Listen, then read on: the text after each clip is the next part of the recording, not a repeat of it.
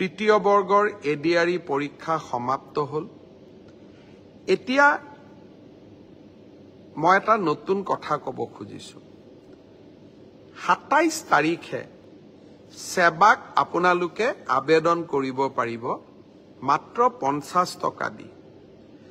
যে আপোনালোকে যিখন OMR শীট লিখিছিলে সেই OMR শীটৰ এটা ফটোকপি আপোনালোকক লাগে বুলি অৰ্থাৎ আপোনালোকে লিখি থৈ অহা OMR শীটখন 27 তাৰিখৰ পৰা সেৱাৰ কাৰ্যালয়ত আবেদন কৰি সেৱাই তাৰ ধুনীয়া বিজ্ঞাপন দিব কেনেকে এডভাৰটাইজ কেনেকে আবেদন কৰিব লাগে আপোনালোকে চেণ্টাৰত জমা দি থৈ অহা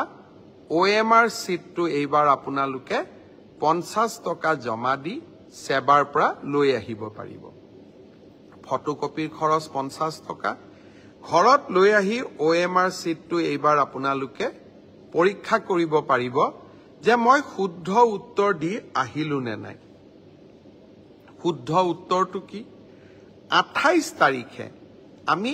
এনসাৰ কিটো সেৱাৰ ওয়েবসাইটত আমি প্ৰকাশ কৰিম অৰ্থাৎ 27 তাৰিখৰ পৰা আপোনালোকে OMR শীটখন আবেদন কৰি সেৱাৰ পৰা ল'ব পাৰিব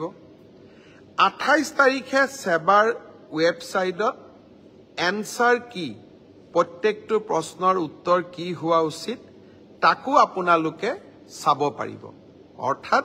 ঘৰতে বহি মইনো কিমান নম্বৰ পালো OMR শীটখন হাতত উলিয়াই লওক এনসাৰ কি লগত মিলাই চাওক আৰু 100ৰ ভিতৰত 50ৰ ভিতৰত মই কিমান নম্বৰ পালো হেয়া ঘৰতে বহি মই হিচাপ উলিয়াই ল'ব পাৰিম অৰ্থাৎ ৰিজাল্ট দিয়ালৈ অপেক্ষা কৰিবই নালাগে